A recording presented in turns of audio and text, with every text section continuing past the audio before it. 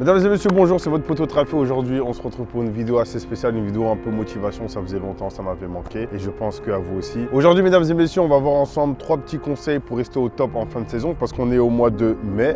La saison se termine, je pense, pour la plupart d'entre vous d'ici un mois. J'espère que vous montez. Si vous montez, commentez, montez dans les commentaires. Mais sinon, mettez en commentaire la place de votre classement actuel au niveau de votre club. Comme ça, je vais voir un peu là où vous jouez, etc., etc. Ça va être marrant. Je vous en supplie, faites-le. J'ai vraiment envie de savoir. Conseil numéro 1, mesdames et messieurs, ça paraît plus qu'évident. Encore une fois, je vous l'ai dit, ces vidéos-là, voyez-les plus comme des rappels et pas forcément comme moi qui vais vous apprendre un secret extraordinaire. C'est de ne pas s'arrêter de s'entraîner. Il faut le savoir, à la fin de la saison, les gens, ils ont tendance à penser que c'est une coupure. C'est une coupure parce qu'il commence à faire chaud. C'est l'été, on part en vacances, la saison est terminée. Il n'y a plus d'objectifs week-end après week-end. Donc, de manière logique, on se dit, il y a une coupure. J'ai envie de vous dire oui, mais en vérité, il n'y a pas vraiment de coupure. Il n'y a pas vraiment de coupure parce que dites-vous que le meilleur moyen de progresser, c'est de s'entraîner quand les autres ne le font pas. Ça a l'air simple et évident encore une fois, mais c'est la vérité. À partir du moment où tout le monde a tendance à considérer que c'est le moment de couper un peu avec le football, se laisser aller un petit peu, ben c'est à ce moment-là que vous devez vous dire, ben non, moi je coupe pas, je continue de m'entraîner et vous allez voir que à la reprise, ça fera toute la différence. On le voit tout de suite à la reprise, ceux qui arrivent avec un peu de surpoids, ceux qui se sont un peu laissés aller et ceux qui ont maintenu le cap tout l'été et qui reviennent complètement préparés à la préparation. C'est ça le secret. Il faut revenir préparé à la prépa. Pas venir à la prépa pour se préparer. Ok ? Conseil numéro 2, mesdames et messieurs, qui dit entraînement dit forcément alimentation en fin de saison. Les gars, je vous en supplie, évitez les fast-food cet été. Vous pouvez vous laisser aller, ok, mais si on parle de se laisser aller, on parle d'une fois par semaine. On parle d'une fois par semaine. Parce qu'en fait, là, il faut savoir que je ne m'adresse pas à tout le monde. Je ne m'adresse pas à tous ceux qui regardent cette vidéo. Je m'adresse à tous ceux qui veulent être au top. À tous ceux qui veulent tout déchirer à la reprise, à tous ceux qui sont de véritables athlètes, d'accord? Ceux qui aiment vraiment le foot et qui veulent performer, c'est à vous que je m'adresse. Évitez de vous laisser aller au niveau de l'alimentation, d'accord? Si vous voulez, je vous ramènerai même un nutritionniste pour faire une vidéo pour vous expliquer un peu comment s'alimenter, comment manger correctement, etc. en fonction de votre âge. Mais ne vous laissez pas aller. Les fast-food, on évite, on continue de s'entraîner correctement et on maintient le cap tout l'été. D'accord? Parce que les excès de bouffe, vous allez les sentir trop vite. Vous allez perdre en vivacité, vous allez prendre du poids, vous allez perdre en rapidité, vous allez perdre en lucidité, vous allez perdre en tout si vous vous laissez aller au niveau de l'alimentation. Si vous ne dormez pas assez aussi, c'est très important. Je vous dis honnêtement, continuez tout l'été en étant de vrais athlètes et vous allez voir qu'à la reprise, ça fera toute la différence.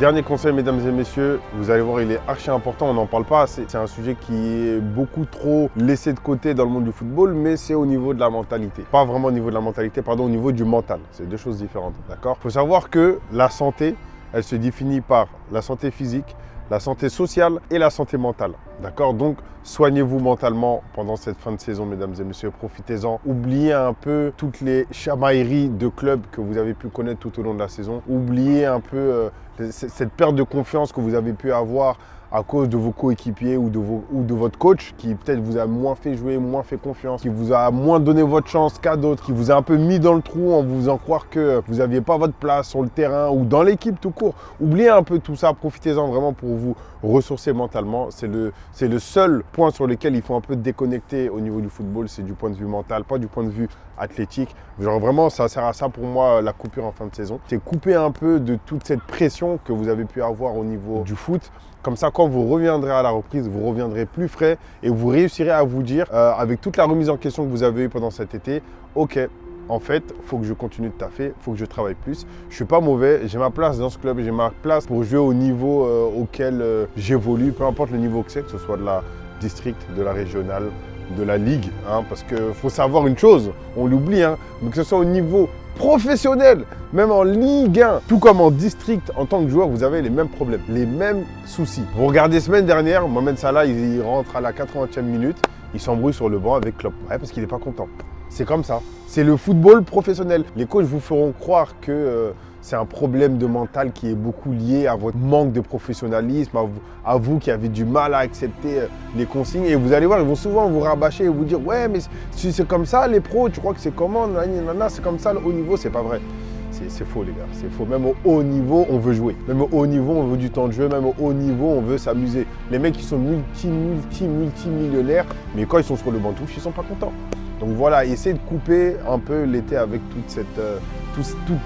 tout cet aspect négatif qu'il y a autour d'une saison de football profitez-en pour vous ressourcer et vous allez voir que quand vous reviendrez à la rentrée, maintenez juste ces 3 petits conseils qui ont l'air peut-être évidents. Je m'entraîne assez, je mange correctement, je coupe mentalement et je me ressource, mais à la rentrée, vous allez revenir forcément déjà beaucoup plus frais que tout le monde parce que vous n'aurez pas lâché. Vous ne reviendrez pas en surpoids, vous reviendrez en forme athlétiquement et vous reviendrez en forme mentalement et forcément, vous pourrez que attaquer une parfaite saison ou un parfait début de saison et ça va se ressentir dès la prépa. C'est la fin de cette vidéo, chers amis. J'espère qu'elle vous a plu. Likez cette vidéo, abonnez-vous à la chaîne Unisport pour être sûr de ne rater aucune vidéo. Suivez ces conseils avec beaucoup de précision, mesdames et messieurs. Vous allez voir que ça va vous servir. N'oubliez pas de commenter le niveau où vous jouez, du moins, pardon, le classement auquel vous avez fini cette saison. Comme ça, j'irai faire un tour, d'accord? Mettez-moi le classement et le niveau. Ça marche. Prenez soin de vous et je vous dis à la semaine prochaine. Ciao, ciao.